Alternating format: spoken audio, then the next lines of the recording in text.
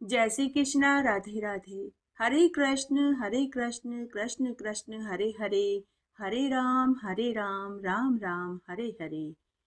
आज मैं आपके लिए श्री कृष्ण जन्माष्टमी की संपूर्ण व्रत कथा लेकर आई हूँ। आज मैं आपको भगवान श्री कृष्ण के जन्म से लेकर मथुरा का राजा बनने तक की संपूर्ण व्रत कथा लेकर आई हूँ। भगवान श्री कृष्ण के चरित्र का संपूर्ण महात्म्य जरूर सुनना चाहिए। कृष्ण जन्माष्टमी व्रत कथा सुनने से मनुष्य को राजयोग का सुख प्राप्त होता है। आइए इसी शुभकामना को ध्यान में रखते हुए भगवान श्री कृष्ण के चरित्र की सभी कथाओं का श्रवण करते हैं। सबसे पहले कंस देव की वध की कथा का श्रवण करेंगे। बहुत समय पहले द्वापर युग में मथुरा में राजा उग्रसेन राज्य करते थे। उनका एक पुत्र था जिसका नाम कंस था। वह ज्ञानी और पराक्रमी होने के साथ साथ अत्याचारी भी था। राजगद्दी के लोभ में उसने अपने पिता को ही बंदी बनाकर कारागार में डाल दिया और स्वयं राजा बन बैठा। कंस की एक चचेरी बहन थी जिसका नाम देवकी था। देवकी का विवाह वसुदेव नामक यदुवंशी सरदार से हुआ। एक बार कंस स्वयं देवकी और वसुदेव को अपने रथ में बैठाकर उनके घर छोड़ने जा रहा था कि तभी मार्ग में एक आकाशवाणी हुई। आकाशवाणी ने कंस से कहा कि अरे मूर्ख, जिस देवकी को तू इतने बड़े प्रेम से ले जा रहा है, इसी का 8वां पुत्र तेरा वध करेगा। आकाशवाणी सुनते ही कंस आपे से बाहर हो गया। वह देवकी के केश पकड़कर उसे मारने के लिए तलवार निकालने लगा। यह देखकर वसुदेव ने कंस से कहा कि हे राजा कंस, आप जैसे पराक्रमी योद्धा के लिए क्या किसी नारी पर हाथ उठाना शोभा देता है? और यह फिर आपकी नवविवाहिता बहन है। आपके इस कृत्य से आपके और आपके परिवार का अपयश फैलेगा। आपको ब्रह्महत्या का पाप चढ़ जाएगा। जब मेरे संतान होगी तो मैं अपनी संतान को आपको सौंप दूंगा, यह मेरा वचन है। कंस यह जानता था कि वसुदेव अपने वचन के पक्के हैं, इसलिए उसने देवकी को मारने का विचार त्याग दिया। दोनों सुखपूर्वक जीवन जीने लगे। अपनी पहली संतान के उत्पन्न होते ही वसुदेव अपने वचन के अनुसार नवजात शिशु को ले जाकर कंस को सौंप दिया। शिशु को देखकर कंस ने विचार किया कि देवकी का 8वां पुत्र ही मेरा वध करेगा, तो मैं इस निरपराध को क्यों मारूं? कंस ने उसे प्राणदान देना चाहा कि तभी नारद मुनि वहां प्रकट हो गए। उन्होंने कंस से कहा कि अरे महाराज, आप ये क्या कर रहे हैं? सभी देवता आपका वध चाहते हैं। संभव है कि यह शिशु आपके लिए बाद में संकट बने। नारद की बातों से भयभीत कंस ने शिशु को वसुदेव से छीनकर चट्टान पर पटक कर उसका अंत कर डाला और वसुदेव और देवकी को कारागार में डलवा दिया। कालांतर में कंस ने एक के बाद एक करके देवकी के सभी शिशुओं का वध कर दिया। शोक विवल देवकी हर पल ईश्वर से प्रार्थना करने लगी। जब उसका 7वां गर्भ धारण हुआ तो हर हाल में वह अपने पुत्र को बचाना चाहती थी। देवकी की प्रार्थना से पसीजकर स्वयं नारायण ने योग माया को बुलाया और उससे अनुरोध किया कि हे देवी, आप हमारी सहायता करें। देवकी के गर्भ में पल रहे शिशु को वसुदेव की दूसरी पत्नी रोहिणी के गर्भ में धारण करवा दो। इस प्रकार देवकी के पुत्र की रक्षा हो जाएगी। इस प्रकार देवकी के पुत्र की रक्षा होगी और वह बलराम नाम से प्रसिद्ध होगा। आपको नंद की पत्नी यशोदा के गर्भ से जन्म लेना होगा। आप शक्ति की देवी दुर्गा के रूप में पूजी जाएंगी। योग माया ने धरती पर जाकर नारायण की इच्छा अनुसार माया रची। चारों ओर देवकी के गर्भपात की चर्चा होने लगी। जब कंस को पता लगा तो वह आतुरता से देवकी के 8वीं संतान की प्रतीक्षा करने लगा। कारागार में कठोर पहरा बिठवा दिया। समय के साथ देवकी ने दोबारा गर्भ धारण किया। उसके चेहरे पर एक विशेष आभा दिखाई देने लगी। उसे देखकर कंस ने मन ही मन विचार किया कि शायद मेरा वध करने वाला देवकी के गर्भ में आ चुका है। अपनी बहन को मार नहीं सकता तो अब मुझे क्या करना चाहिए? उसने कारागार का पहरा और भी कठोर कर दिया। पहरेदारों को आदेश दिया कि शिशु के जन्म की सूचना मुझे तुरंत दी जाए। कृष्ण जन्म की कथा। भादवा मास के कृष्ण पक्ष की अष्टमी तिथि की घनघोर अंधेरी रात्रि थी। मूसलाधार बारिश हो रही थी। मथुरा के कारागार में ठीक मध्य रात्रि को देवकी के गर्भ से 8वें पुत्र का जन्म हुआ। अचानक एक अद्वितीय प्रकाश फैल गया। शंख चक्र गदा पद्मधारी साक्षात नारायण प्रकट हुए। वसुदेव और देवकी ने उनके दर्शन करे। वह विभोर होकर हाथ जोड़कर उनके चरणों में गिरकर भयभीत स्वर में वसुदेव बोले कि अहो अहो भाग्य प्रभु, जो आज हमें आपके दर्शन हुए। मुझे भय है कि यदि किसी ने आपके इस दिव्य रूप को देख लिया तो अनर्थ हो जाएगा। कृपया करके आप अपना इस रूप को परिवर्तित कर दीजिए। भगवान मुस्कुराए और अपनी माया से उन्होंने सुंदर शिशु का रूप धारण किया और वसुदेव से बोले कि तुम मुझे गोकुल में नंद बाबा के घर छोड़ आओ और यशोदा के बगल में ले जाकर सुला दो। यशोदा ने एक पुत्री को जन्म दिया है। उधर योग माया देवी ने यशोदा के गर्भ से जन्म लिया है। तुम उस पुत्री को लाकर कंस को सौंप दो। बच्चे को गोद में उठाते ही वसुदेव की जंजीरें स्वतः ही खुल गई। कारागार के सभी पहरेदार गहरी नींद में सो गए। कारागार के सभी ताले अपने आप ही टूट गए। अंधकार में मार्ग प्रकाशित हो गया। वसुदेव ने कन्हैया को पुत्र में लिटाया और अपने सिर पर रखा और बारिश की काली रात में निकल पड़े। शेषनाग ने देव रूप शिशु को वर्षा से बचाने के लिए अपने फन का छत्र बनाया। बहुत तेज आंधी तूफान बरसात आ रही थी। यमुना नदी उफान पर थी। जब यमुना नदी ने भगवान श्री कृष्ण को देखा तो वह उनके चरण छूना चाहती थी, तो ऊंची ऊंची लहरें उठने लगी। बाल रूप में भगवान श्री कृष्ण ने यमुना के मन की बात को जान लिया तो उन्होंने सूप से बाहर पांव लटका दिए। यमुना ने भगवान श्री कृष्ण के चरण स्पर्श किए। उसके बाद यमुना नदी शांत हो गई। यमुना दो भागों में बट गई और वसुदेव को मार्ग मिल गया। यमुना पार करके वसुदेव गोकुल में पहुंचे। पूरा गांव सोया हुआ था। नंद के घर पहुंचकर अपने नवजात शिशु को यशोदा के बगल में सुला दिया और कन्या लेकर वापस मथुरा में कारागार में आ गए। कारागार में पहुंचकर जैसे ही कन्या को देवकी के पास लेटाया, स्वतः ही उनके हाथों पैरों में जंजीरें लग गई। कारागार के दरवाजे में स्वतः ही ताले लग गए। अचानक कन्या का रुदन सुनकर पहरेदार नींद से जाग गए। उन्होंने जाकर कंस को शिशु के जन्म की सूचना दी। सूचना पाते ही कंस भागकर कारागार में पहुंचा। जैसे ही वह कन्या को चट्टान पर पटक कर मारने लगा कि कन्या योग माया ऊपर उड़ गई। दिव्य अस्त्रों से सुसज्जित अष्टभुजाधारी देवी अपने दिव्य रूप में प्रकट हो गई। जोरों का अट्टहास करती हुई मुस्कुराती हुई बोली कि अरे मूर्ख, मुझे मारकर तुझे क्या मिलेगा? तेरा वध करने वाला तो कहीं और जन्म ले चुका है। तू अकारण ही निर्भय बच्चों को मारता रहा। इसकी सजा तुझे अवश्य मिलेगी। ऐसा कहकर वैष्णवी देवी अंतर्ध्यान हो गई। कंस यह सुनकर आश्चर्य में पड़ गया। देवकी और वसुदेव को उसने कारागार से मुक्त कर दिया और उनसे क्षमा याचना करते हुए बोला कि मुझ पापी को आप दोनों क्षमा कर देना। मैंने आपके सभी संतानों का वध कर दिया। मेरे इस पाप के कारण मेरे शुभ चिंतकों ने भी मेरा त्याग कर दिया। मैं नहीं जानता कि मेरे भाग्य में क्या लिखा है। पूतना वध। गोकुल में पुत्र जन्म के बाद जब यशोदा की चेतना लौटी और अपने पास में शिशु को लेटा हुआ देखा तो वह फूली नहीं समाई। नंद बाबा के घर में पुत्र जन्म हुआ है, इसकी खुशी पूरे गोकुल में मनाई जाने लगी। सभी गांव वाले बहुत प्रसन्न थे। सभी गोपियां नंद के लाला को देखने के लिए आतुर हो रही थी। यशोदा के पास आकर उन्होंने लाल लाल होठों वाले कमल नयन शिशु को देखा तो वे देखती ही रह गई। सब के सब शिशु को बस एक बार अपनी गोद में लेना चाहती थी। ब्रजवासियों ने अपने पशुओं और घरों को खूब सजाया। नृत्य गीत का आयोजन किया गया। नंद बाबा ने ब्राह्मणों को खूब दान पुण्य दिया। भोज का आयोजन किया गया। कंस ने देवकी और वसुदेव को मुक्त तो कर दिया, परंतु मन ही मन वह चिंता कर रहा था। उसने अपने मंत्रियों की सभा बुलाई और रात की घटना का वर्णन किया। मंत्रियों ने कहा कि महाराज, आप चिंता मत करिए।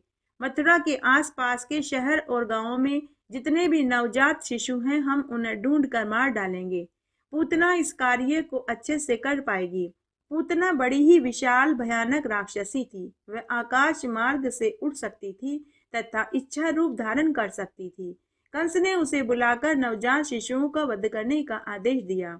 उसने एक सुंदर स्त्री का वेश धारण किया और आकाश मार्ग से उड़कर गोकुल गांव में पहुंच गई। वहां उसने गोपियों को नंद के घर जाते हुए देखा, तो उसने भी गोपी का वेश बनाया और यशोदा के घर पहुंच गई। वहां एक सुंदर शिशु पालने में सोया हुआ था।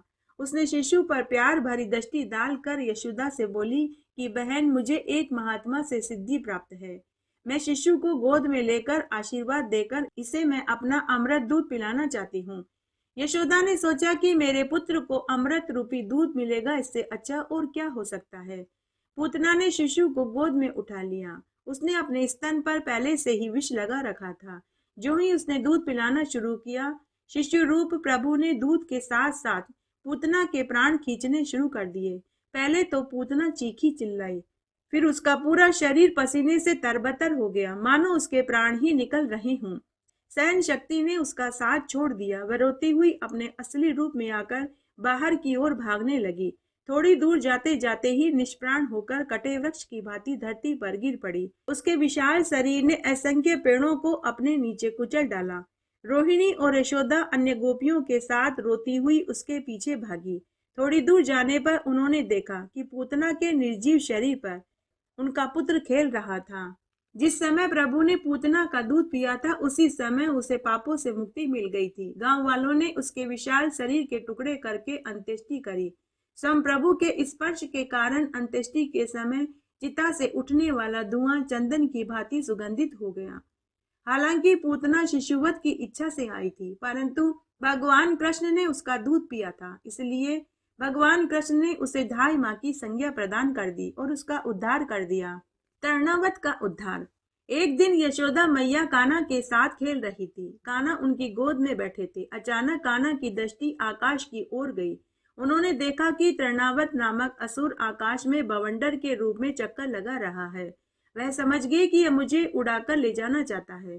तब कान्हा ने अपने शरीर का भार बढ़ाना शुरू कर दिया। कुछ ही पलों में भार के कारण यशोदा को बेचैनी होने लगी। उन्होंने कान्हा को गोद से उतारकर धरती पर बैठा दिया और स्वयं घर का कार्य करने में लग गई। तभी तृणावत एक बवंडर के रूप में आया। बैठे हुए कान्हा को अपने साथ उड़ाकर ले गया। चारों ओर धूल का अंधकार छा गया। कुछ भी दिखाई नहीं दे रहा था। यशोदा मैया ने कान्हा को बहुत ढूंढा। कान्हा के न मिलने से अनहोनी की आशंका से मूर्छित होकर जमीन पर गिर पड़ी। थोड़ी देर के बाद जब बवंडर का प्रकोप कुछ थमा तो यशोदा की मूर्छा खुली। तब यशोदा गोपियों के साथ कान्हा को ढूंढने के लिए घर से भागी। तृणावत कान्हा को उड़ाकर तो ले गया, पर उनका भार अधिक होने के कारण अधिक दूर न जा पाया। अवसर पाते ही कान्हा ने उसके गले को जोर से पकड़कर दबाना शुरू कर दिया। उनकी पकड़ इतनी मजबूत थी कि वह स्वयं को छुड़ा न पाया और प्राणहीन होकर धरती पर गिर पड़ा। गोकुलवासी तथा गोपियों ने एक दैत्य को आकाश से गिरते हुए देखा। पास आई तो असुर को मृत तथा कान्हा को उसके वक्ष स्थल पर खेलता पाया। गोपियों के आश्चर्य की सीमा नहीं रही। वे कान्हा को यशोदा के पास ले गई और आंखों देखा सारा हाल कह सुनाया।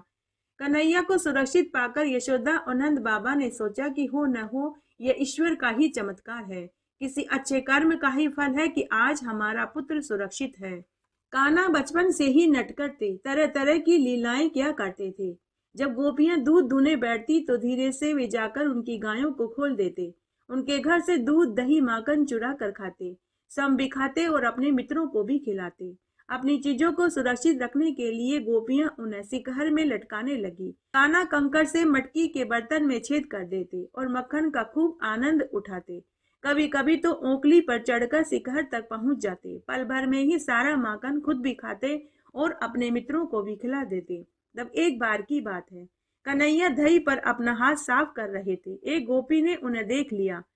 गोपी उन्हें पकड़कर माता यशोदा के पास शिकायत लेकर पहुंची। गोपी ने यशोदा से शिकायत करी कि देखो, तुम्हारा कन्हैया हमारे यहाँ दही चुराकर खा रहा था। तभी कन्हैया यशोदा के पीछे जाकर छुप गए। गोपी ने जब अपने हाथ की तरफ देखा तो कन्हैया वहां नहीं थे। वे तो यशोदा मैया के पास बैठे हुए थे। यह देखकर गोपी शर्मिंदा हो गई और वापस घर लौट आई। एक दिन बलराम ने कन्हैया को मिट्टी खाते हुए देख लिया। उन्होंने जाकर माता यशोदा से शिकायत करी। तो माता यशोदा पूछने लगी कि कान्हा, क्या तुमने मिट्टी खाई? तो कन्हैया बड़े ही भोलेपन से बोले कि माँ, मैंने मिट्टी नहीं खाई। आप चाहें तो मेरा मुंह खोलकर देख सकती हैं। तो माता यशोदा ने कहा कि तुम मुझे मुंह खोलकर दिखाओ। कन्हैया ने जैसे ही अपना मुंह खोला तो यशोदा मैया ने खुले मुंह में संपूर्ण ब्रह्मांड के दर्शन किए। सभी सजीव निर्जीव वस्तुओं का संसार वहां विद्यमान था। आसमान, पर्वत, महाद्वीप, समुद्र, पृथ्वी, वायु, अग्नि, सूर्य, चंद्रमा, तारे, सातों द्वीप, ग्रह, चित्त, चेतना, वृंदावन, सब को भी उसी के भीतर पाया। यह देखकर यशोदा मैया भौचक्की रह गई। उन्होंने मन ही मन सोचा कि यह कोई मैं स्वप्न तो नहीं देख रही, या फिर किसी प्रभु की लीला है, या फिर मेरे पुत्र के पास कोई जन्मजात योगिक शक्ति है। परंतु कन्हैया की माया से शीघ्र ही यशोदा मैया सब कुछ भूल गई। उन्हें पता था कि उनका पुत्र बहुत ही नटखट है। उसके बाद वे कन्हैया को गोद में उठाकर खेलने में व्यस्त हो गई। भगवान कृष्ण दामोदर कब कहलाने लगे, आइए इस कथा का श्रवण करते हैं। एक दिन कन्हैया को सुलाकर माता यशोदा मक्खन मथने लगी। वह अपने काम में इतनी तल्लीन हो गई कि कृष्ण के जागने का उन्हें पता ही नहीं चला। कृष्ण उठकर यशोदा के पास आए और बोले कि मैया भूख लगी है। यशोदा ने काम बीच में ही छोड़कर कृष्ण को गोद में लेकर अपने आंचल से दूध पिलाने लगी। थोड़ी ही देर में अचानक उन्हें ध्यान आया कि उन्होंने चूल्हे पर दूध गर्म करने के लिए चढ़ाया था और वह उबल कर गिर रहा है। तो माता दूध पिलाना बीच में ही छोड़कर कृष्ण को नीचे बैठाया और दूध चूल्हे से उतारने चली गई। भगवान कृष्ण की भूख अभी शांत नहीं हुई थी। बीच में ही भोजन में बाधा के कारण उनका मन अतृप्त और अशांत हो गया। उन्होंने छोटा पत्थर का टुकड़ा उठाया और मक्खन मथने वाली मटकी पर दे मारा। मटकी में छेद हुआ तो दूध और मक्खन सब बह गया। उसके बाद कन्हैया दूसरे कमरे में गए। वहां एक दिन पहले बनाया हुआ मक्खन पड़ा था। थोड़ी देर बाद यशोदा लौटी और टूटी मटकी और बिखरा हुआ दूध और मक्खन देखा तो वे समझ गई कि यह सब कन्हैया ने किया है। वे कृष्ण भगवान को ढूंढने लगी। दूसरे कमरे में देखा तो कृष्ण भगवान ओखली उल्टी करके उसके ऊपर खड़े थे और ऊपर लटके हुए मक्खन की मटकी में से मक्खन खा रहे थे। यह देखकर माता यशोदा क्रोधित हो गई और कृष्ण को दंड देने का निश्चय किया। वे चुपके से छड़ी लेकर कृष्ण के पास पहुंची। उन्हें देखते ही कृष्ण इधर उधर भागने लगे। उनकी भोली सूरत और आंखों में आंसू देखकर यशोदा ने छड़ी फेंक दी। परंतु सजा देना तो आवश्यक था, तो वे उन्हें ओखली से बांधने का विचार करने लगी। उन्होंने रस्सी का एक सिरा ओखली से बांधा और दूसरे सिरे से वे कृष्ण को बांधने लगी, तो रस्सी थोड़ी सी छोटी पड़ गई। तब माता यशोदा दूसरी रस्सी लेकर आई।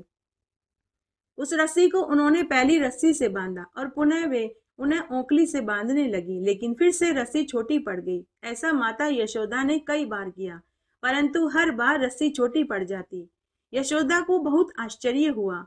प्रयास करते करते माता यशोदा थक कर पसीने पसीना हो गई। कृष्ण ने जब देखा कि माँ पूरी तरह से थक चुकी है, तो उन्हें अपनी माँ पर बहुत प्यार आया। वे चुपचाप खड़े हो गए और स्वयं को ओखली से बंधवा लिया। अपने उदर पर रस्सी बंधवाने के कारण ही कृष्ण का नाम दामोदर कहलाने लगा। यमला अर्जुन का उद्धार कैसे हुआ, आइए इस कथा का श्रवण करते हैं। कृष्ण ओखली से बंद तो गए, पर उन्हें चैन कहाँ। उन्होंने इधर उधर टुकर टुकर देखा। उनकी दृष्टि नंद के प्रांगण में खड़े अर्जुन के दो वृक्षों पर पड़ी। पूर्व जन्म में ये दोनों वृक्ष प्रभु भक्त यक्षराज कुबेर के पुत्र थे। इनका नाम नल कुबर और मणिग्रीव था। ये दोनों शिव भक्त थे। धन, सौंदर्य और ऐश्वर्य की अधिकता ने इन्हें घमंडी बना दिया था। बुद्धि भ्रष्ट हो चुकी थी। वे स्वयं को अजय समझने लगे। एक दिन मदिरांध होकर निवस्त्र अवस्था में गंधर्व कन्याओं के साथ सरोवर पर कीड़ा कर रहे थे कि तभी संयोगवश नारद मुनि उधर से गुजरे। गंधर्व कन्याओं ने तो लज्जावश तथा ऋषि के शाप के भय से तुरंत वस्त्र पहन लिए, परंतु अधिक मदिरा का सेवन करने के कारण कुबेर पुत्र नग्न ही खड़े रहे। यह देखकर नारद मुनि को क्रोध आ गया। उन्होंने शाप देते हुए कहा, शाप देता हूँ कि तुम वृक्ष योनि को प्राप्त हो जाओ। शाप मिलते ही नल कुबेर और मणिग्रीव को अपनी गलती का एहसास हुआ। उन्होंने उसी समय नारद मुनि से अपनी गलती की क्षमा मांगी और कहने लगे कि हे मुनिवर, आप अपना शाप वापस ले लीजिए। तब नारद मुनि ने कहा कि मैं अपना दिया हुआ शाप वापस तो नहीं ले सकता, परंतु मैं शाप मुक्ति का उपाय बता सकता हूँ। जब भगवान श्री कृष्ण द्वापर युग में धरती पर जन्म लेंगे, तब उनके हाथों ही तुम्हारा उद्धार होगा। इस प्रकार दोनों कुबेर पुत्र दो अर्जुन के वृक्षों में परिवर्तित होकर यमला अर्जुन नाम से विख्यात हुए। श्री कृष्ण भगवान ने जब वृक्षों को देखा तो वे मन ही मन सोचने लगे, आज मैं बैल बनूंगा और ओखली गाड़ी बनेगी।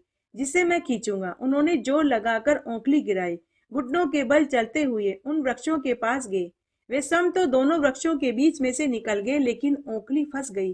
कृष्ण भगवान ने जोर लगाया तो दोनों वृक्ष उखड़ कर धरती पर गिर पड़े और जोर की आवाज हुई।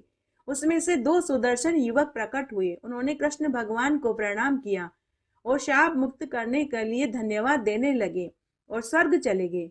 वृक्षों के गिरने से हुए भयंकर आवाज को सुनकर सभी लोग वहां आए।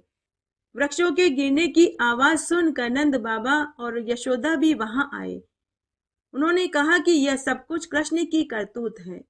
इसने जोर से ओंखली खींची होगी, जिससे ये दोनों पेड़ उखड़ गए। तब लोगों ने उनसे कहा कि इस पेड़ में से दो पुरुष की आकृति भी निकली थी, परंतु वे कहाँ गायब हो गए इसका हमें पता नहीं चला।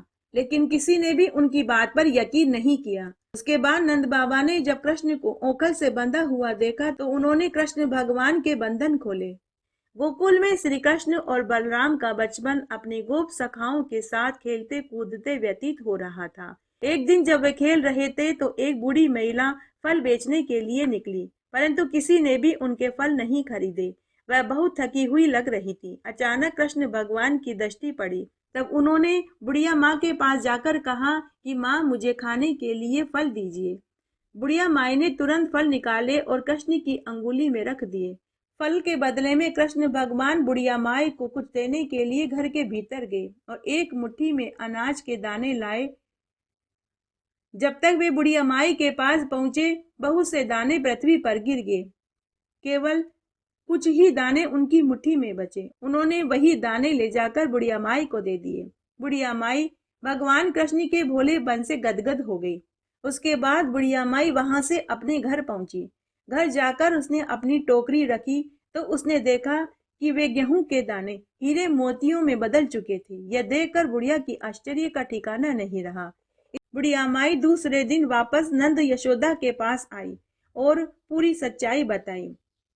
इन घटनाओं को सुनकर गोकुल के बड़े बुजुर्ग चिंतित रहने लगे। उन्होंने सोचा कि हमारे गांव पर बुरी आत्माओं का साया पड़ गया है।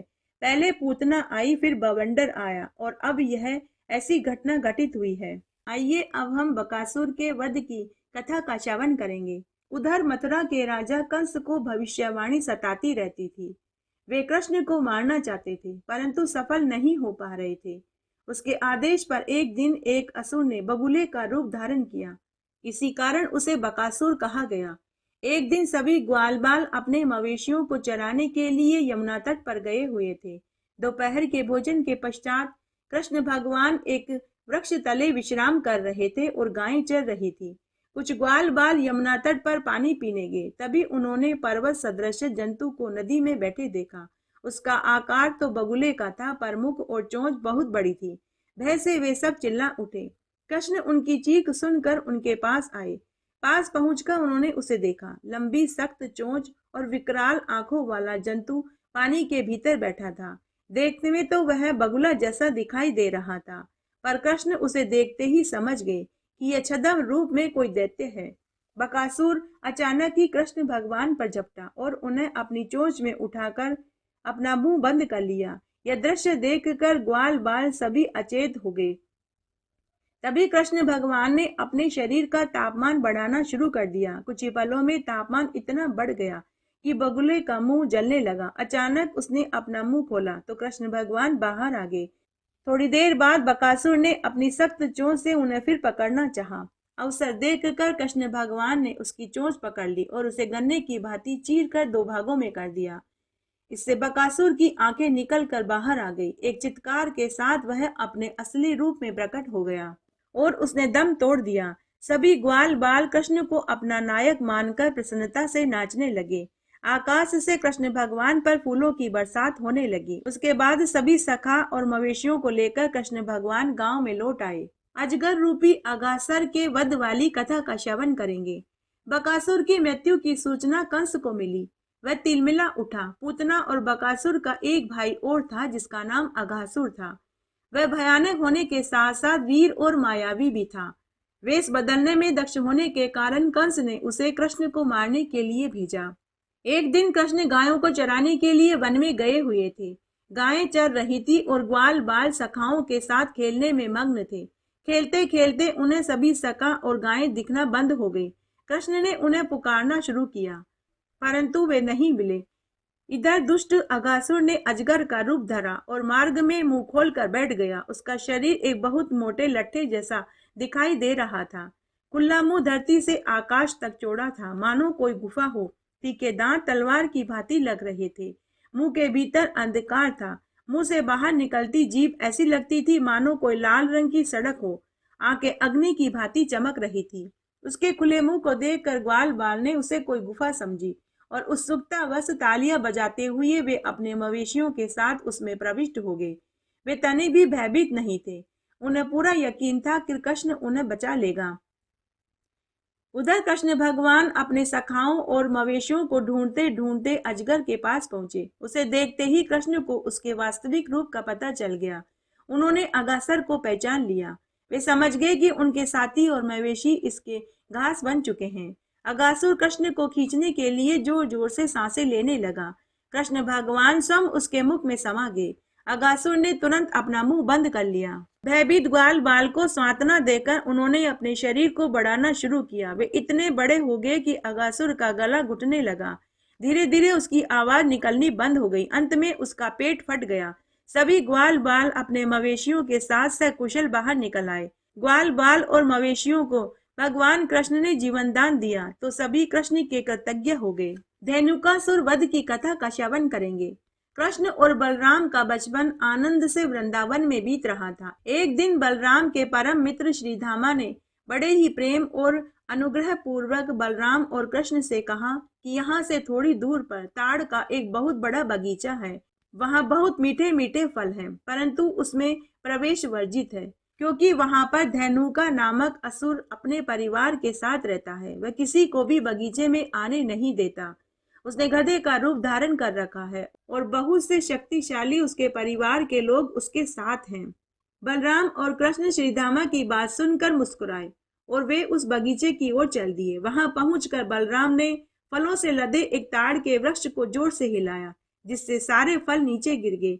फलों के गिरने की आवाज सुनकर धेनुका तुरंत बाहर आया और अपने पिछले पैरों से बलराम को उसने जोर का धक्का मारा। बलराम ने तुरंत उसके दोनों पिछले पैर पकड़े और उसे आकाश में गोल गोल घुमाकर छोड़ दिया, जिससे वह बहुत दूर जाकर एक पेड़ से टकराकर नीचे गिर गया और उसके प्राणों का अंत हो गया। धेनुका को गिरते देखकर उसके भाई बंधु आग बबूला होकर कृष्ण और बलराम पर टूट पड़े। शीघ्र ही भगवान कृष्ण और बलराम ने उनसे युद्ध किया और उन सबको मार गिराया। बलराम के साथियों ने अपने इच्छा अनुसार मीठे मीठे फल खाए। धेनुका और उसके परिवार की मृत्यु के बाद लोगों का भय भी समाप्त हो गया। अब वे सभी भी उस बगीचे में आकर मीठे मीठे फलों को खाकर आनंद लेने लगे। पितामह ब्रह्मा जी और भगवान कृष्ण की कथा। एक दिन कृष्ण भगवान अपने सखाओं के साथ यमुना नदी के तट पर बैठे थे। वहां की सुनहरी चमकती रेत को देखकर उन्होंने अपने मित्रों से कहा कि देखो, यहाँ की रेत कितनी अच्छी है। यहाँ खेलने में बड़ा आनंद आएगा। थोड़ी भूख भी लगी है, क्यों न पहले भोजन कर लिया जाए फिर खेला जाए। सबने अपने अपने बछड़ों को वहीं चढ़ने के लिए छोड़ दिया। सभी भोजन कर रहे थे और बातों में व्यस्त थे। तभी उनके बछड़े चढ़ते चढ़ते घास के लोभ में घने वन में चले गए। उनका कहीं अता पता नहीं चला। भोजन करने के बाद ग्वाल बाल अपने बछड़ों को ढूंढने निकल गए, परंतु उन्हें उनके बछड़े कहीं दिखाई नहीं दिए। सभी को भय सताने लगा। तब कृष्ण ने उन्हें सांत्वना देते हुए कहा कि चिंता मत करो, मैं तुम्हारे बछड़ों को ढूंढकर अभी लेकर आता हूँ, तुम सब यहीं बैठे रहो। तब कृष्ण भगवान अपने सभी मित्रों को वहां छोड़कर बछड़ों को ढूंढने निकल गए। वास्तव में यह सब कुछ ब्रह्मा जी की चाल थी। उन्होंने दूर से ही कृष्ण पर दृष्टि रखी हुई थी। पितामह ब्रह्मा जी कृष्ण भगवान के साथ खेल खेल रहे थे। पितामह ब्रह्मा जी ने बछड़ों और ग्वाल बालों को अदृश्य विद्या से गायब करके एक स्थान पर पहुंचा दिया। उधर जंगल में ढूंढने पर भी कृष्ण भगवान को बछड़े नहीं मिले, तो वे वापस यमुना नदी के किनारे अपने मित्रों के पास पहुंचे, लेकिन उन्हें उनके मित्र भी नहीं मिले। तब उन्होंने अपनी दिव्य शक्ति से जान लिया कि यह सब कुछ ब्रह्मा जी ने किया है। तब भगवान कृष्ण ने भी एक माया रची। उन्होंने सम बछड़ों और ग्वाल बालों का रूप बनाया और वापस वृंदावन आ गए। सभी माताएं अपने अपने बच्चों को पाकर बहुत खुश हुई। कृष्ण ने स्वयं को उनके बच्चों के रूप में बदल लिया था। शायद इसीलिए अपने बच्चों के प्रति माताओं का प्रेम अधिक हो गया। गायों को भी अपने बछड़ों से अधिक लगाव हो गया। लगभग 1 साल बीत गया। तब बलराम को कुछ असहज महसूस होने लगा। उन्होंने देखा कि सभी गायें अपने अपने बछड़ों को अधिक स्नेह कर रही हैं और गांव में सभी माताएं भी अपने अपने बच्चों से अधिक लगाव कर रही हैं। तब बलराम ने भी अपनी दिव्य दृष्टि से देखा कि बछड़े, चरवाहे, बांसुरी, छड़ी, आभूषण सभी जगह कृष्ण ही कृष्ण हैं। उन्होंने कृष्ण से इसका कारण पूछा कि हे कृष्ण, मुझे तो सभी जगह तुम ही दिखाई दे रही हो, ये कैसी लीला है। तब कृष्ण भगवान ने ब्रह्मा जी की लीला के विषय में बलराम को बताया। कुछ दिनों के बाद ब्रह्मा जी ब्रजभूमि में वापस लौटे तो उन्होंने वहां कृष्ण और ग्वाल बालों को बछड़ों के रूप में खेलते देखा। उन्होंने सोचा कि भला ये कैसा संभव है, मैंने तो सभी ग्वाल बालों और बछड़ों को एक स्थान पर छुपा रखा है। तब ब्रह्मा जी उस स्थान पर गए जहां उन्होंने ग्वाल बालों को और बछड़ों को छुपा रखा था। उन्होंने देखा कि उनके छुपाए हुए ग्वाल बाल और बछड़े अभी भी उसी गुप्त स्थान पर थे। तब ब्रह्मा जी ने अपनी दिव्य दृष्टि से देखा तो उन्हें सभी जगह ग्वाल बाल बछड़े भी कृष्ण ही दिखाई दे रहे थे। सभी जगह नील वर्ण पीताम्बरधारी, दिव्यास्त्रों से सुसज्जित, 4 भुजाएं, मुकुट, कुंडल, हाल, कड़े, अंगूठी, पैर में घुंघरू से सज्जित थे। ब्रह्मा जी कृष्ण भगवान को भरमाना चाहते थे, परंतु वे स्वयं ही भरमा गए। उसके बाद ब्रह्मा जी श्री कृष्ण भगवान की स्तुति करने लगे। ऐसा सुंदर दृश्य देखकर ब्रह्मा जी आश्चर्यचकित रह गए। तब कृष्ण भगवान ने अपनी माया का जाल हटाया तो उधर ब्रह्मा जी ने भी सभी बछड़ों और ग्वाल बालों को वापस यमुना तट पर लाकर छोड़ दिया। उसके बाद ब्रह्मा जी श्री कृष्ण भगवान की प्रशंसा करने लगे। हालांकि इस सारी क्रिया में 1 साल का समय व्यतीत हो गया था, परंतु बाल सखाओं को लगा कि अभी बस कुछ पल के लिए ही वे अपने मित्र कृष्ण से अलग हुए थे। उसके बाद भगवान श्री कृष्ण सभी मवेशियों और ग्वाल सखाओं के साथ वापस अपने घर लौट आए। आइए अब हम कालिया मर्दन की कथा का श्रवण करते हैं। सभी यमुना किनारे वृंदावन में आनंद कर रहे थे। तभी कालिया नामक एक विशालकाय सर्प सपरिवार यमुना की तलहटी में बनी गुफा में आकर रहने लगा। उसने पानी में विष घोल दिया। उसके विष से यमुना का जल दूषित होने लगा। मछलियां मरने लगी। तट पर लगे हुए कदम के वृक्ष सूखने लगे। यहाँ तक कि यमुना का जल पीने से गायों की भी मृत्यु होने लगी। यह देखकर सभी चिंतित हो गए। श्री कृष्ण ने देखा कि एक विषैला सांप वृंदावन के लोगों का जीवन मुश्किल बना रहा है, तो वे पानी को शुद्ध करने के लिए नदी से नाग को बाहर निकालना चाहते थे। कृष्ण ने यमुना के भीतर जाकर देखने का मन बनाया। तब एक दिन यमुना तट पर वे अपने सखाओं के साथ गेंद खेल रहे थे। तभी गेंद यमुना नदी में चली गई। उसे निकालने के लिए कृष्ण एक कदम के वृक्ष पर चढ़ गए और वहां से यमुना नदी में छलांग लगा दी। नदी में बैठे कालिया नाग ने उन पर हमला कर दिया और अपनी कुंडली में उन्हें कसकर पकड़ लिया। यह देखकर सभी ग्वाल बाल नंद और यशोदा को बुलाने गांव में गए। कृष्ण को कालिया की कुंडली में जकड़ा देखकर नंद और यशोदा घबराने लगे। नंद बाबा और यशोदा अपने पुत्र को बचाने के लिए यमुना नदी में कूदना चाहते थे, परंतु बलराम ने उन्हें रोक दिया, क्योंकि बलराम जानते थे कि कृष्ण कोई साधारण नहीं, वे तो भगवान हैं। उन्हें कृष्ण पर पूरा भरोसा था। पल भर में कृष्ण ने अपना रूप बिल्कुल छोटा कर लिया और फिसलकर कालिया नाग की पकड़ से बाहर हो गए। कालिया के सहस्त्र फन थे। उसके सभी फनों पर लाल रंग का पत्थर जड़ा हुआ था। वह कृष्ण को डसना चाहता था। बड़ी ही शीघ्रता से कृष्ण उसके फनों पर चढ़ गए और उसके ऊपर नृत्य करने लगे। नृत्य करने से पैर की चोट उनके फनों पर पड़ रहा था।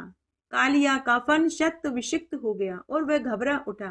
कालिया नाग की सभी पत्नियां अपने पति के प्राणदान के लिए कृष्ण भगवान से भिक्षा मांगने लगी। तब कृष्ण ने अपना नृत्य करना रोक दिया और कालिया को क्षमा कर दिया और कहा कि हे नाग, तुम्हें यमुना नदी छोड़कर जाना होगा। यमुना का मीठा जल यहाँ के लोगों और पशुओं के लिए है। इन लोगों ने तुम्हारा क्या बिगाड़ा है? अतः मैं तुम्हें आज्ञा देता हूँ कि तुम पुनः रामनक द्वीप चले जाओ। तब कालिया नाग ने भगवान कृष्ण से कहा कि हे प्रभु, वहां पर आपकी सवारी गरुड़ अपने परिवार के साथ रहता है। अगर मैं वहां गया तो गरुड़ मुझे खा जाएगा। तब भगवान कृष्ण ने कालिया नाग से कहा कि तुम्हारे सिर पर मेरे पैरों के चिन्ह हैं। उन्हें देखकर गरुड़ तुम्हें कुछ नहीं कहेगा। उसके बाद कालिया नाग अपने परिवार के साथ रामानक द्वीप पर चला गया। वहां पहुंचकर गरुड़ ने जब उसके सिर के ऊपर भगवान कृष्ण के पैरों के चिन्ह देखे तो उन दोनों में मित्रता हो गई। वे बड़े प्रेम भाव से उसी जगह पर अपने अपने परिवार के साथ रहने लगे। गोवर्धन और इंद्र वाली कथा का श्रवण करेंगे। वृंदावन में इंद्र की पूजा की जाती थी। उसी की तैयारी एक दिन चल रही थी। उसे देखकर कृष्ण भगवान ने अपने पिता नंद बाबा से पूछा कि बाबा, यह किस उत्सव की तैयारी हो रही है? इसके देवता कौन हैं? ये सारा सामान किसके लिए बन रहा है? तब नंद बाबा ने अपने पुत्र कन्हैया से कहा कि पुत्र, इंद्र बरसात के देवता हैं। वे हमें बरसात देते हैं, हम उनकी पूजा करते हैं। बरसात से ही जीवन होता है। घास हरी भरी होती है, वृक्षों पर फल लगते हैं, हम उन्हें खाते हैं। हमारे पशु उस घास को खाकर हमें दूध देते हैं। दूध से हमें शक्ति मिलती है। इसीलिए हर साल हम इंद्रदेव की प्रसन्नता के लिए ये पकवान बना करके उन्हें भोग पर चढ़ाते हैं और उनकी पूजा करते हैं। यह सुनकर भगवान कृष्ण ने कहा कि पिताजी, हमारी धन संपत्ति का कारण तो हमारा पुरुषार्थ है, इसमें इंद्र का क्या काम?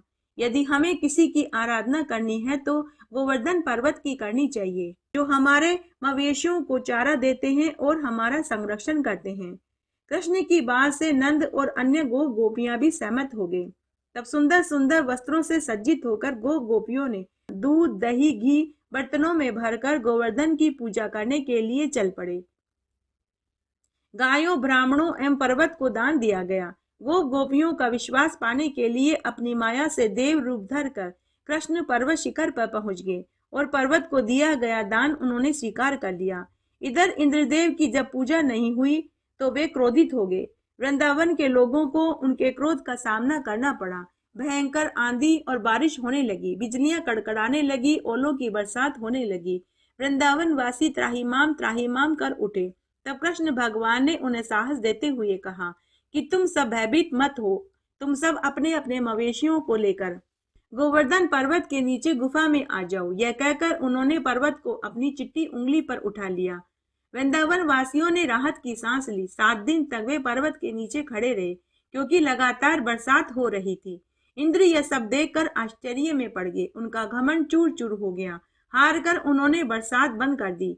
बरसात बंद होने पर धीरे धीरे सभी अपने अपने मवेशियों को लेकर अपने अपने घरों को चले गए। कृष्ण ने पुनः पर्वत को यथा स्थान पर स्थापित कर दिया। सभी कृष्ण के इस कार्य से हैरान हो गए। लोगों ने नंद बाबा से जाकर कहा कि आपका पुत्र अवश्य ही ईश्वर का कोई अवतार है। 7 वर्ष के इस बालक ने चिट्टी उंगली पर गोवर्धन पर्वत को उठा लिया। यह कोई साधारण बात नहीं है। सभी गोकुलवासी भगवान कृष्ण को नमन करने लगे। इंद्र और सुरभि ने भी स्वर्ग से आकर श्री कृष्ण के चरणों में सिर झुकाया और अपनी गलती की माफी मांगने लगे। कृष्ण भगवान का मथुरा में आगमन वाली कथा का श्रवण करेंगे। कृष्ण और बलराम ने एक बार मथुरा शहर की यात्रा करने का फैसला किया। अपने कारनामों के कारण कृष्ण की ख्याति चारों ओर पहले से ही फैली हुई थी। कंस इस ख्याति से घबराया हुआ था। उसने कूटनीति की शरण ली। सेनापति अक्रूर के द्वारा धनु यज्ञ के बहाने कृष्ण और बलराम को मथुरा में बुलाया। वह उन्हें मरवाना चाहता था। नंद और ग्वाल बालों को भी निमंत्रण दिया गया। अक्रूर कृष्ण और बलराम को अपने रथ में बैठाकर संध्या के समय मथुरा पहुंचा। मथुरा पहुंचकर कृष्ण ने अक्रूर को धन्यवाद देते हुए विदा करना चाहा, पर अक्रूर उन्हें अपने घर ले जाने का अनुरोध करने लगा। कृष्ण ने कहा कि अक्रूर जी, आज क्षमा करें, हमें पहले कंस का वध करना है, फिर आपके आतिथ्य का मजा लेंगे। अक्रूर ने कंस को अपने आगमन की सूचना दी और उन्हें छोड़कर चले गए।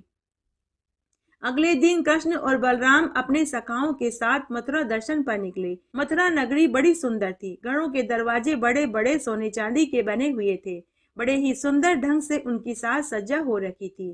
साफ सुथरे बगीचे, पक्की सड़कें, बरामदे, फर्श, कीमती पत्थर जड़े हुए थे। बगीचे में सुंदर सुंदर फूल और फल उगे हुए थे। स्वागत हेतु सड़कों को पुष्पों से सजाया गया था। नगर की भव्यता स्पष्ट दिखाई दे रही थी। महिलाएं छज्जे खिड़कियों से कृष्ण के आगमन पर उनके ऊपर फूलों की बरसात कर रही थी। सड़कों पर घूमते समय कृष्ण और बलराम को एक धोबी रंगीन कपड़ों का गट्ठर लेकर जाता हुआ दिखाई दिया, तो कृष्ण ने उसे रोका और कहा कि क्या तुम हमें कुछ कपड़े दे सकते हो? इसके बदले में हम तुम्हें धन देंगे। धोबी ने बड़ी ही दुष्टता से कहा, चलो चलो, तुम इसके लायक नहीं। ये वस्त्र तो हमारे महाराज कंस के हैं। यहाँ से भाग जाओ, वरना जान से हाथ धोना पड़ेगा। धोबी की बात सुनते ही कृष्ण ने अपना हाथ बढ़ाया और उसे उठाकर पटक दिया। धोबी की दशा देखकर वहां खड़े अन्य धोबी घबरा गए। वे अपना गट्ठर छोड़कर भाग खड़े हुए। तब कृष्ण भगवान ने अपने सखाओं के साथ कपड़ों का गट्ठर खोला और अपने अपने मन पसंद के कपड़े उन्होंने पहने। तब कृष्ण भगवान ने सुनहरा और बलराम ने नीला वस्त्र चुना। नए परिधान पहनकर थोड़ी दूर जाने पर उन्हें एक माला बनाने वाला मिला। उसने अपनी माला की टोकरी कृष्ण और बलराम को समर्पित कर दी। कृष्ण ने वैजंती माला पहनी तो बलराम ने नीले कमल की माला पसंद करी। कृष्ण ने मालाकार को स्वस्थ और समृद्धि का आशीर्वाद दिया और वहां से आगे बढ़ गए। एक विजय की भांति दोनों नगर में इधर उधर घूम रहे थे कि तभी उनकी दृष्टि एक खूबसूरत परंतु कुबड़ी स्त्री पर पड़ी। वह लंगड़ा कर चल रही थी। कृष्ण ने उससे पूछा कि हे सुंदरी, तुम कौन हो और यह चंदन किसके लिए ले जा रही हो? क्या तुम थोड़ा सा चंदन मुझे लगाने के लिए दे सकती हो? इसके बदले में मैं तुम्हें इनाम दूंगा। उस स्त्री ने कृष्ण को देखकर कहा कि हे सुदर्शन, मैं यह चंदन कंस के लिए ले जा रही हूँ, परंतु तुम दोनों इस चंदन के ज्यादा योग्य हो, अतः इस चंदन को मैं तुम्हें सौंपती हूँ। कृष्ण उसके प्रेम और भक्ति को देख कर भाव विभोर हो गए। उन्होंने उसके पैर को अपने पंजे से दबाया, उसकी ठुड्डी अपनी 2 उंगलियों से ऊपर उठा दी। पल भर में कुबड़ी सीधी होकर एक सुंदर स्त्री बन गई। उस स्त्री की प्रसन्नता की सीमा नहीं थी। उसने कृष्ण को अपने घर भोजन के लिए आमंत्रित किया तो कृष्ण ने कहा कि हे भद्र महिला, अभी हमें एक दूसरा कार्य पूरा करना है। हाँ, हम वापसी में तुम्हारे घर अवश्य आएंगे। ऐसा कहकर वे अपने साथियों के साथ आगे बढ़ गए। आइए अब हम कंसवध वाली कथा का श्रवण करते हैं। कृष्ण और बलराम अपने सखाओं के साथ घूमते घूमते उस जगह पहुंचे जहां धनुर्यज्ञ हो रहा था। कंस ने एक बड़े भवन में भगवान शिव का धनुष जनता द्वारा पूजा जाने के लिए रखवाया था। वहां बड़ी भीड़ एकत्र थी। सभी लोग बारी बारी से जाकर धनुष की पूजा कर रहे थे। यह देखकर कृष्ण भी आगे बढ़े। शक्तिशाली धनुष को उठाकर डोरी चढ़ाकर जोर से खींचा। एक भयंकर नाद के साथ डोरी टूट गई। धनुष के पहरेदार अपने शस्त्रों के साथ कृष्ण पर टूट पड़े, परंतु कृष्ण, बलराम और सखाओं के सामने वे टिक न सके। सिपाही उन्हें बंदी बनाना चाहते थे, परंतु कृष्ण और बलराम ने सखाओं के साथ मिलकर उनकी आंखों में धूल झोंक दी और नगर भ्रमण को चले गए। अगले दिन कंस ने कुश्ती प्रतियोगिता की घोषणा करवाई। नगरवासी भी आमंत्रित थे। उन्होंने अखाड़े में आकर अपना अपना स्थान ग्रहण कर लिया। कंस का आसन सबसे ऊंची जगह पर बना हुआ था। ढोल नगाड़े बज रहे थे। कंस के चुने हुए शक्तिशाली पहलवान चाणूर, मुष्टिक अखाड़े में पहले से ही विद्यमान थे। तभी कृष्ण और बलराम भी अखाड़े में पहुंच गए। उन्होंने वहां एक विशाल हाथी को अपने महावत के साथ दरवाजे पर मार्ग रोक कर खड़ा देखा। उस हाथी का नाम कुवलिया पीड़ था। कंस ने उस हाथी को प्रशिक्षण देकर कृष्ण वध के लिए वहां खड़ा कर रखा था। कृष्ण ने महावत से रास्ता देने की विनती करी। क्रुद्ध महावत ने उल्टा हाथी को कृष्ण को मारने के लिए उकसाया। कृष्ण तो सजग थे ही, लपक कर किनारे हट गए। हाथी ने पलटकर कृष्ण को अपनी सूंड पर उठा लिया। कृष्ण फिसलकर हाथी के पेट के पीछे छिप गए और उसकी पूंछ पकड़कर खींचने लगे। कोई बच्चा जैसे बछड़े से खेल रहा हो। फिर वे दौड़कर हाथी के आगे आए और जमीन पर गिरने का दिखावा किया। हाथी कृष्ण के पीछे भाग रहा था। उसने अपने दांत गड़ाकर कृष्ण को मारना चाहा। कृष्ण ने फुर्ती से उसके दोनों दांत मजबूती से पकड़े और हाथी को जोर से उछाल दिया। हाथी हवा में लहराया और नीचे गिरकर मृत्यु को प्राप्त हो गया। इस पूरी प्रक्रिया में हाथी के दोनों दांत उखड़ गए। तब एक दांत कृष्ण ने लिया और दूसरा दांत बलराम ने ले लिया और अपने कंधे पर रखकर अखाड़े में प्रवेश किया। अखाड़े में बैठे लोग इन साहसी युवकों को देखकर बड़े प्रसन्न हुए और उनके लिए प्रार्थना करने लगे। चाणूर और मुष्टिक पहले से ही उनकी प्रतीक्षा कर रहे थे। चाणूर ने उन्हें उकसाते हुए कहा कि हमने तुम्हारी बड़ी प्रशंसा सुनी है। हमारे महाराज कंस कुश्ती के बड़े शौकीन हैं। क्यों न एक एक हाथ आजमाया जाए। कृष्ण ने उसे छेड़ते हुए कहा कि हम लोग तो अभी बच्चे हैं, आपको हम उम्र के साथ कुश्ती करनी चाहिए। चाणूर ने उत्तर दिया कि अभी अभी तो तुमने विशालकाय हाथी को मारा है, कायर मत बनो, चलो हमारे साथ कुश्ती करो। कुश्ती प्रारंभ हो गई। चानूर कृष्ण के साथ और मुष्टिक बलराम के साथ भिड़ गया। दो असमान उम्र के लोगों में कुश्ती देखकर दर्शक बिरगा में बैठे हुए महिलाएं बेहोश हो गई। वसुदेव और देवकी भी वहीं बैठे थे। पेशेवर पहलवानों से अपनी संतान को कुश्ती लड़ता देखकर वे भयभीत हो गए। अचानक उन्होंने देखा कि बाजी पलट गई। कृष्ण और बलराम ने दोनों पहलवानों को पटक दिया और उनके सीने पर बैठकर निडर होकर मुक्के की बरसात करने लगे। कृष्ण और बलराम के शक्तिशाली प्रहार को मुष्टिक और चाणूर सहन नहीं कर पाए। थोड़ी ही देर में उन्होंने दम तोड़ दिया। उनकी मृत्यु के बाद उनके भाई कुश्ती करने आए, पर कृष्ण और बलराम ने उन्हें भी मृत्यु के घाट पहुंचा दिया। शेष पहलवान भयभीत होकर इधर उधर जान बचाकर भागने लगे। कृष्ण और बलराम की जीत की प्रसन्नता से अखाड़े में सभी ग्वाल बाल कूद पड़े। विजय नृत्य करने लगे। यह देखकर कंस के क्रोध की सीमा नहीं रही। कंस ने अपने आदमियों को आदेश दिया कि वसुदेव और देवकी को मार डालो। क्रोध में कंस पागलों की भांति चिल्ला रहा था। पल भर में देर किए बिना कृष्ण ने तुरंत छलांग लगाई और कंस के पास मंच पर पहुंच गए। तभी कंस ने कृष्ण को मारने के लिए तलवार निकाल ली। कृष्ण पहले से ही सजग थे।